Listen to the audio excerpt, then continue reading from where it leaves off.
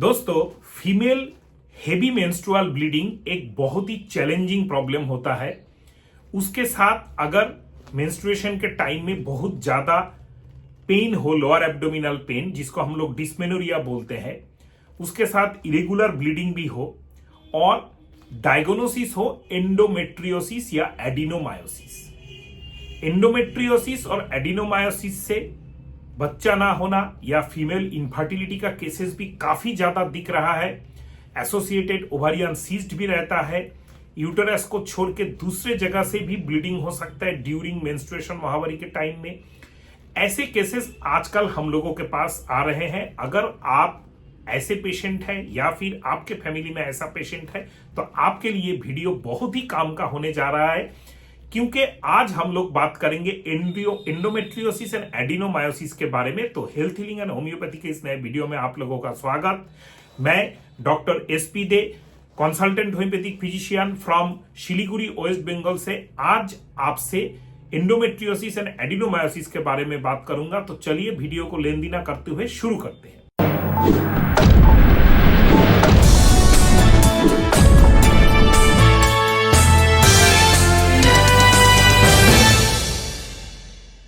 दोस्तों, what is endometriosis और adenomyosis?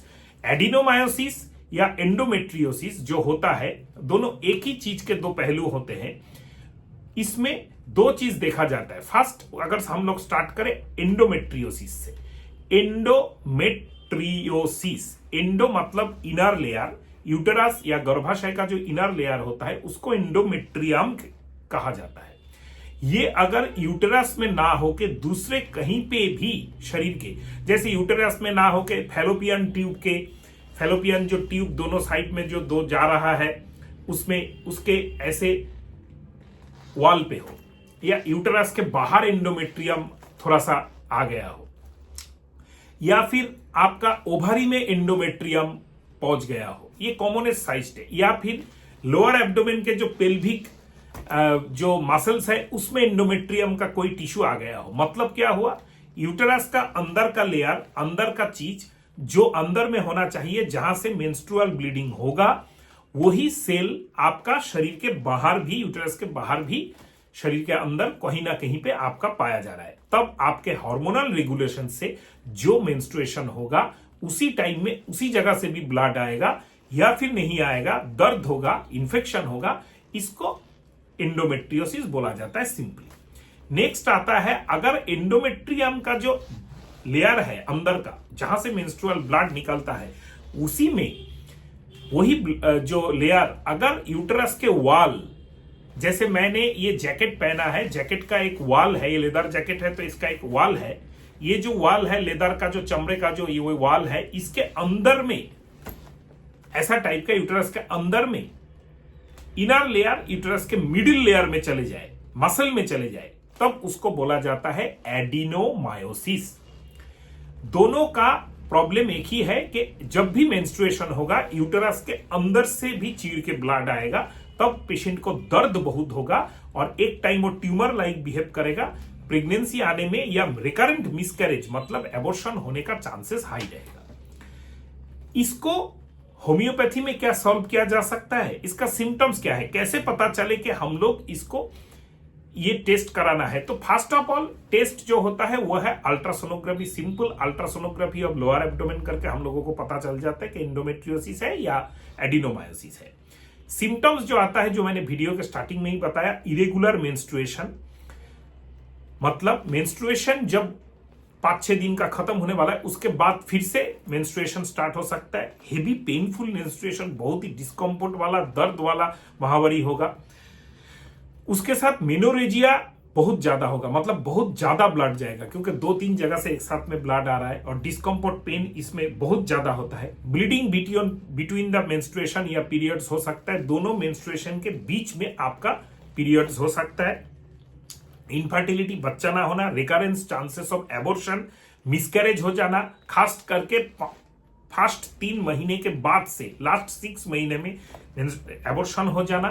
Stomach upset, nausea, vomiting बहुत ज्यादा हो सकता है जब मेंस्ट्रुएशन हो, क्योंकि इतना ज्यादा ब्लड जाता है, इतना ज्यादा हार्मोनल इरेगुलरिटी होता है कि उससे स्टोमक अपसेट एंड नोसिया और वॉमिटिंग टाइप के सिम्टम्स भी आते हैं।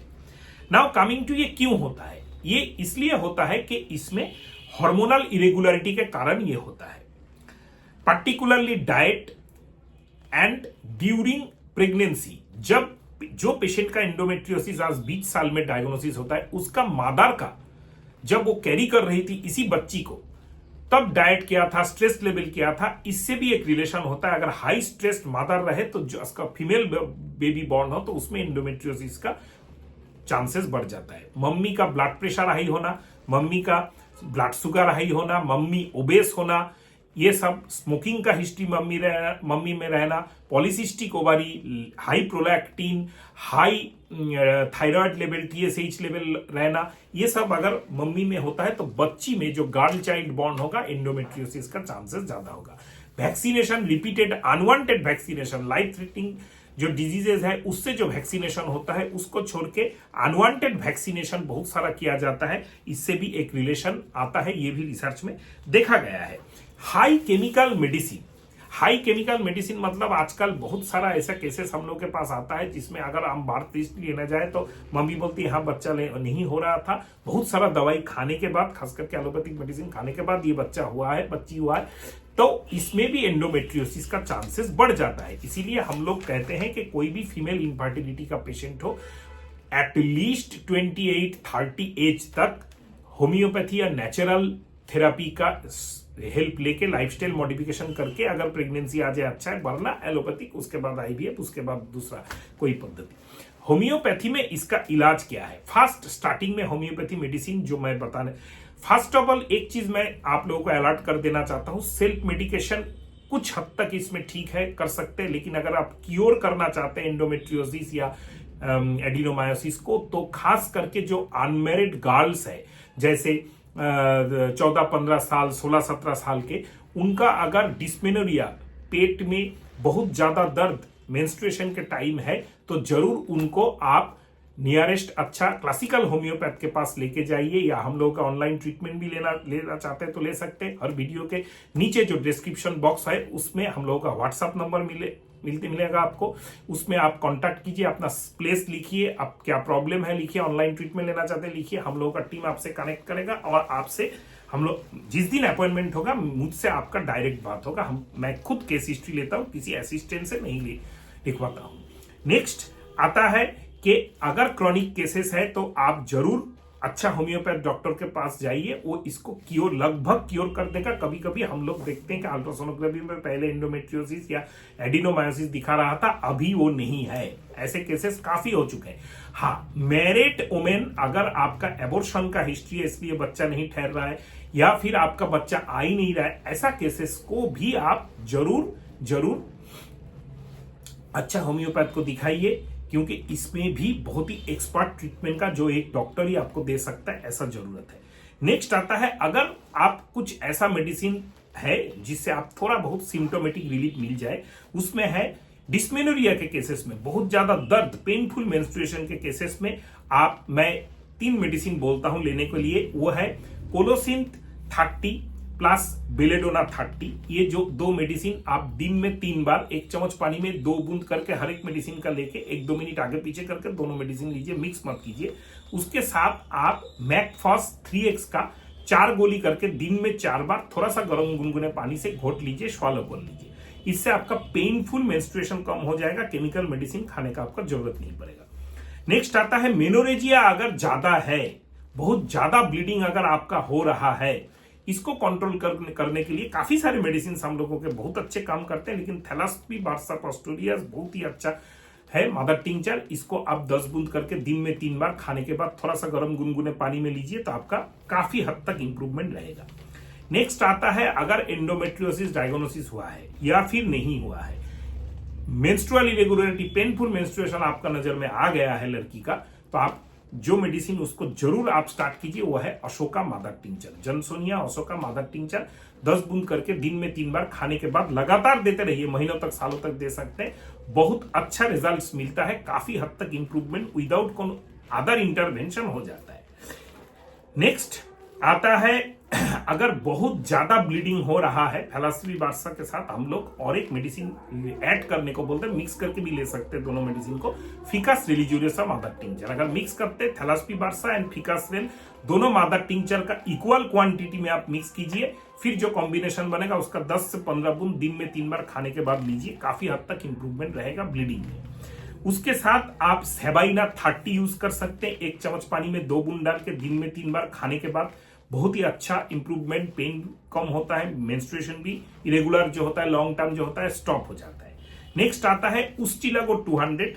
ये थोड़ा सा डिपेक्टिंग मेडिसिन है, मैक्सिमम एंडोमेट्रियोसिस के टफ केसेस में हम लोग कभी कभी उस्टिलागो यूज करते हैं और अच्छा रिजल्ट मिलता है। उस्टिलागो 200 का आप 1 चम्मच पानी में 2 बूंद डाल के दिन में 2 बार करके 3 दिन में 6 डोज दे सकते हैं, फिर आपका रिजल्ट बहुत ही अच्छा आता है।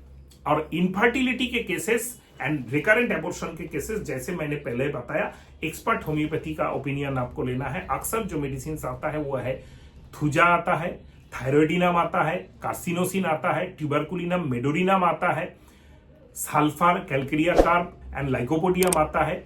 तो ये सब एक एक्सपर्ट होम्योपैथी डॉक्टर ही सिलेक्ट कर सकता है। अगर दोस्तों आप चैनल में नए हैं, चैनल को सब्सक्राइब करके बेल आइकन को प्रेस करना मत भूलिए। और अगर आपको कोई कुछ और जानना है तो इंक्विजिटिव एंड कंस्ट्रक्टिव कमेंट्स का मैं आंसर देना कोशिश करता हूं। इसके लिए वीडियो के कमेंट बॉक्स में जाइए, कमेंट कीजिए, पूछिए, मैं या मेरा टीम जरूर रिस्पॉन्स करेगा। नमस्कार दोस्तों।